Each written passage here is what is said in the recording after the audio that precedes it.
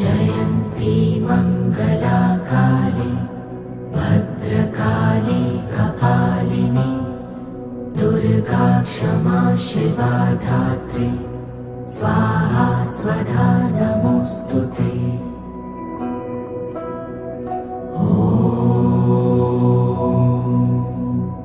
जयन्ती मङ्गला काली भद्रकाली कपालिनी दुर्गा क्षमा शिवा धात्री स्वाहा स्वधा नमोऽस्तुते।